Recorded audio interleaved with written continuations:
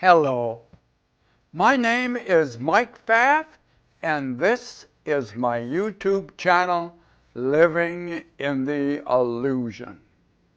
Living in the Illusion. Yes, and today we're having a little green tea with mint, and it's very pleasant. Now, last time we got together, on my board is what we talked about. So again, we'll go through a slight review and then on to our subject for today. And our last subject was, did you know you change your genes? See, our genes are not fixed. They express themselves as required, as determined by, in our little diagram here, this represents the cell. And the cell has a lot of antennae on it, and it picks up information from its environment, and based on that information, changes what genes are expressed to survive in the outside environment. Now, they're much like us. See, we have, if you want to think about it like this, we have a whole closet of clothes. And based on the outside environment, we select from what is available, what is appropriate for the environment for the day. If it's raining, we go to our closet and we pick out a raincoat. If, in a metaphoric way, the cell does the same thing. If the outside environment is a certain way, it reaches in and grabs the right gene to produce the proteins that will survive in that kind of an atmosphere. And up here we showed the cell as a ship going through the ocean, and the ocean is its outside environment or the blood that it lives in. And on the ship is everything that's needed to survive. And so the cell, through the information in the DNA or in the chromosomes, have all the information that it needs to produce or survive in the environment that it is embedded in. So that's basically what we did. Now, how do you change them? The outside environment of the cell. What's the outside environment? The blood. What is in the blood? The chemicals of the body based upon attitude.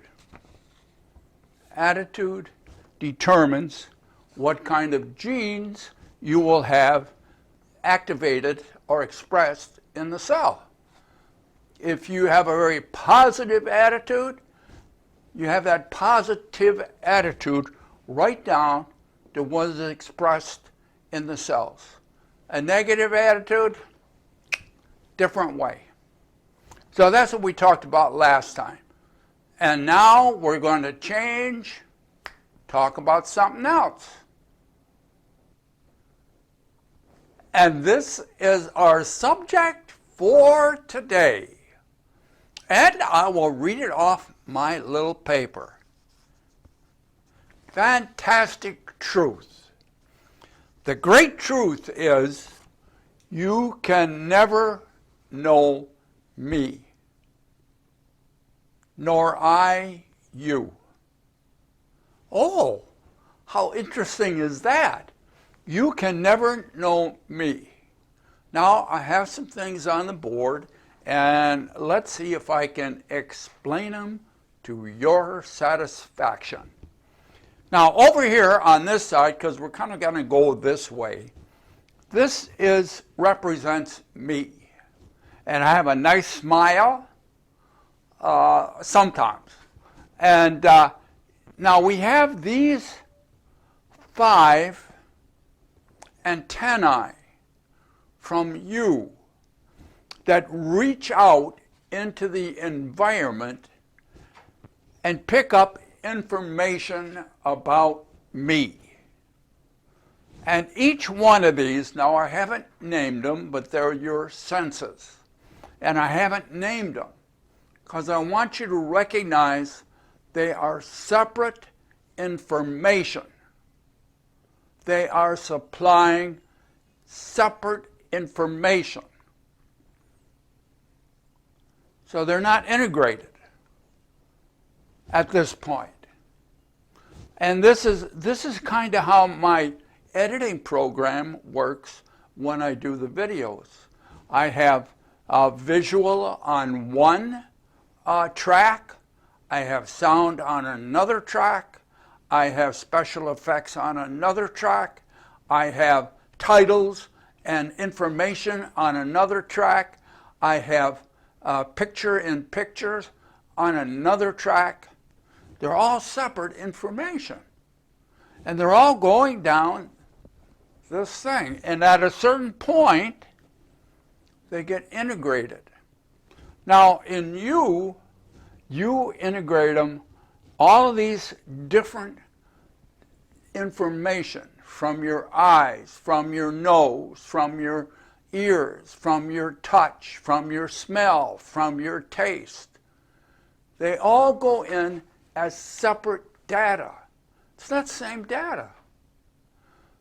Visual information, different from taste information, from your ears, from your olfactory.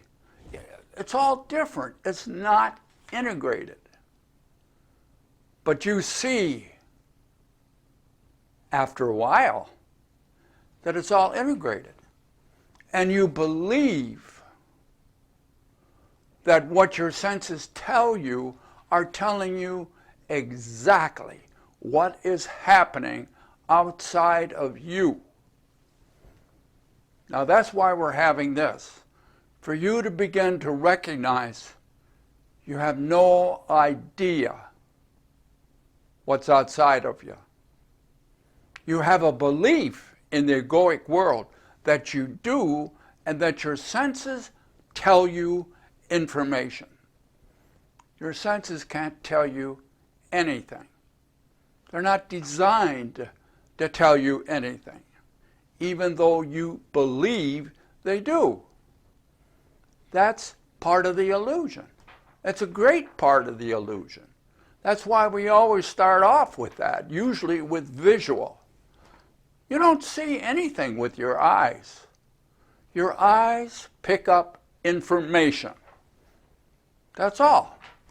They pick up information of light waves, of reflected light off of objects. That's all they tell you.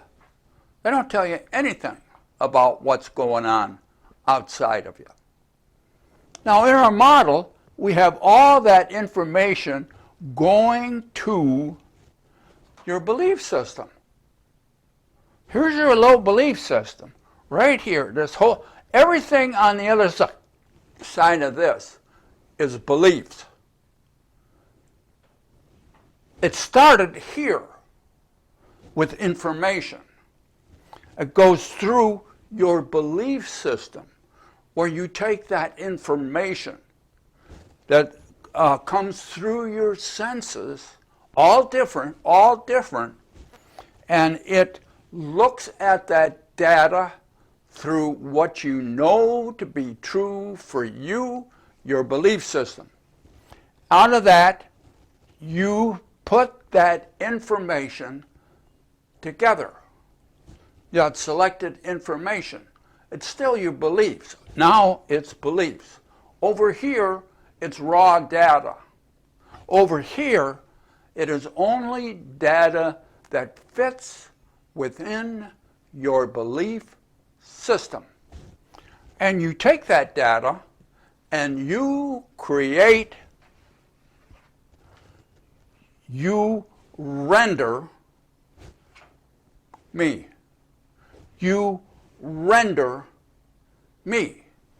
Now here am I. This is who I am. Way over here, this is your rendering of me. Now if you notice real close, this is my drawing of me. And you'll see I have a nice smile, open eyes, arms open, ready to receive information. A wonderful life. You absorb that information through your senses.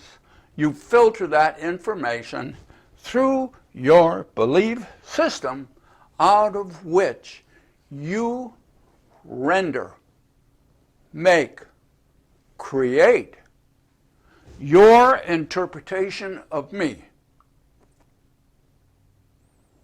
So you can never know me. You can only know your rendering of me based upon your belief system developed by your life experiences, your memories, and all that kind of stuff that's inside your belief system. So you can only know me as an interpretation through your belief system. Out of that interpretation, now you render a complete picture, your interpretation of me. And at that point, they're not separate information. It is one rendering. So, as you render me, you don't know me. As you render your significant other, you don't know them. As you render your boss, you don't know him or her. As you render your in-laws, you don't know them. You only know your interpretation of them. Isn't that interesting? You don't know anything that's outside of you.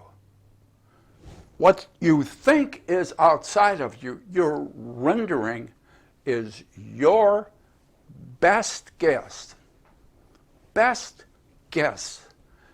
upon your belief system. Now think of anything else in your world. Your car, your house, your dog, your snow shovel. Whatever it is all a rendering of your interpretation of the energy that comes through your senses. You know nothing as it is. So what does A Course in Miracles say about this? Here's what the Course says, and you'll see it up here. And I'll have to explain a little bit. Well, you'll see. And here's what the Course says. I am a thing you made of me. And as you look at me, you stand condemned of what I am. Now that's very interesting. What it is saying is, this is what you think I am. If you think I'm good or bad or not good or not the person that you think I am, okay, you have made me the way I am. So if you like me, it's the way because of what you have, not what I have done. It's how you interpreted me. If you don't like me, in other words, whatever I am, it is you that has created it. It's not me. I am what I am. I have somebody that views the channel has kind of that handle, and it's very interesting. So I am what I am in myself. Nobody ever sees that. Nobody, including my mother when she was alive, or any of my relatives or any of my kids, nobody knows me. They all know their interpretation of me. Now, as you look out into the whole world, everything that you believe is there, that you see, that you smell, that you touch, that you taste, that you, I left one out, I'm not sure which one I did. It's all because of not what is out there, but what is rendered inside. So you don't know anything completely about what's out here. So now I wanted to leave you with a little insight here. We are, in truth, isolated beings, lost in our own existence. Is this not like a simulation that you have created? A best guess as to what's outside of you? And you will never know it. Not far from the Matrix. It's not far from what's called solipsism. Oh, we have a lot to talk about here in the illusion. And I look forward to seeing you next time here as we talk about unusual things here in the illusion. Bye now.